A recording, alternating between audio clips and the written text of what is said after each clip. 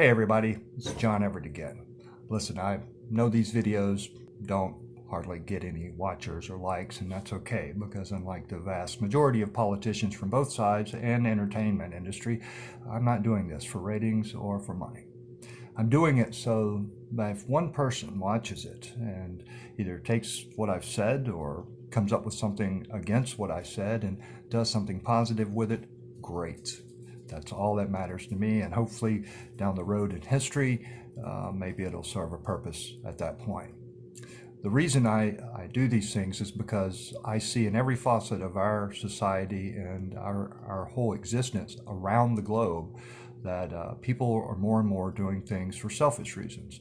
They're doing it for their own benefit at all costs, saying the most outlandish things, passing the most outlandish policies, and for nothing they believe in, but for the expedient of appealing to whoever the most powerful voter is. If you have a good voter or a good person who doesn't vote, and you have a bad person who does vote, they're going to appeal to the bad person. That's unfortunate, because the whole nature of a democracy or a good government is that they work for everybody, those that vote, those that don't. So with that said, I want to talk about a few things. We've heard a lot of discussion about conspiracies, okay? And so I wanted to draw attention to a conspiracy that's there right in front of us and has been there for a long time.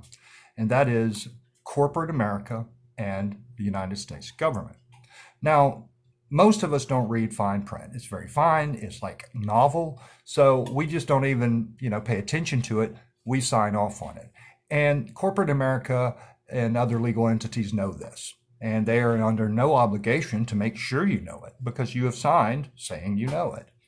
And so with the advent of the internet, you have long since signed off saying that when you log in and you use certain platforms and networks, that you are giving them permission to utilize your information, albeit most of the time it is anonymously, which still is a little bit concerning.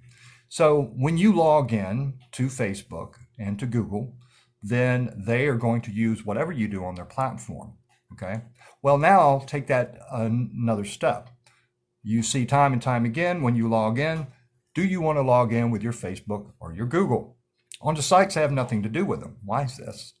Because they can track now your activity everywhere and use that for advertising purposes. They make no secret of this. In fact, you can look in your settings and see your activity, and I would encourage you to do it.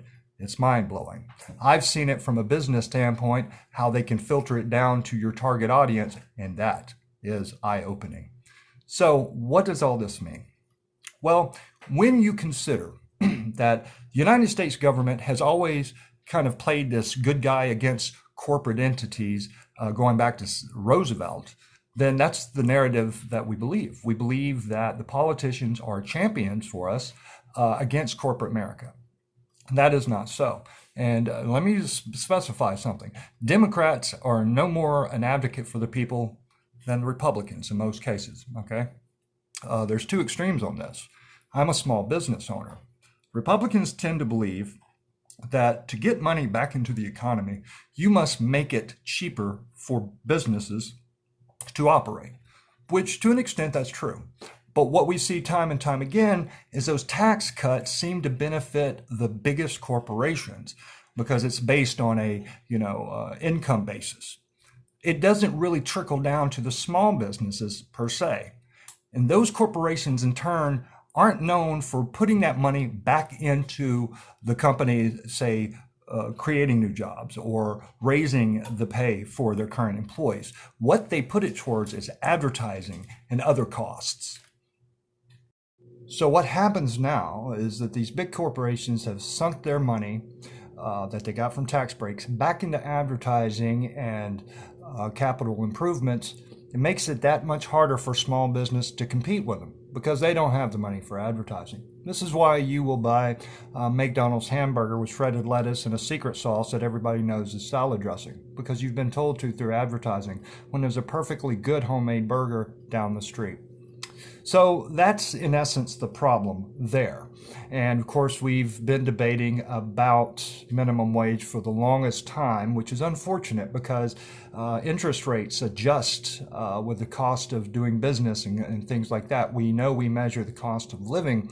However, unlike the interest rate, the minimum wage does not adjust when it should. It should act like a floater on the water. So now let's flip over to the Democrats. The Democrats are all about regulating, and they would have us believe they do this to make sure they're on the up and up and the businesses are doing right by the people. Well, the problem is they've gotten way out of hand with their overkill, I would call it, in policies and regulations. And this makes it difficult for small businesses too, because when you go into business and you have to pay all the fees and license and inspectors and yada, yada, yada, it gets really costly. So in essence, in a free capitalist society, we are not allowed to be trusted and just do the right thing. We see this argument by Republicans about allowing the states to make a state's decisions, which is a great idea. I'm all for it. But not everybody is going to do things the same way or for the right reasons.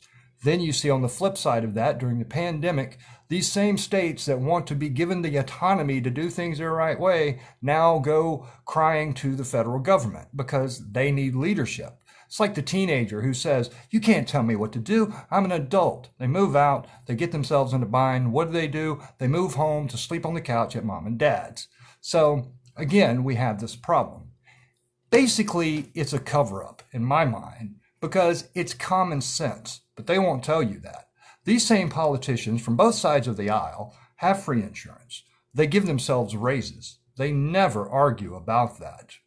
There's a few politicians who slip through and manage to do the right thing, but usually when you find out, it's because they quit or they're about to retire or what have you. And then when they do have longevity, they are crucified before the people because they went against the party. That's unfortunate. We're punishing people for thinking independently and being honest with us. Yet we know the age-old joke about politicians and lawyers. So what does all this mean? Well, if we're a democracy that was invented on the idea that we don't want overtaxation, we don't want overregulation, and we don't want class, where you've got royalty versus the serfs, then why do we do things this way? Try running for president. You have to be 35, that's all they say, right? You've got to, have paid your taxes, not be a felon, yada, yada. Do you know how much money it costs to run? And then you have to register in each state. And then you're going to be looked at, scrutinized beyond belief. So it's almost harder to do that than become a, say, rock star or an astronaut. And that's unfortunate because I'm a man that believes a country built by the people should be run by the people. And we have seen time and time again, old legacy families on both sides, oil tycoons on both sides. We've seen lawyers on both sides. We've seen both sides bring their family ends and special interests, and we even give them the right to pardon criminals. I don't even know what the benefit of that is.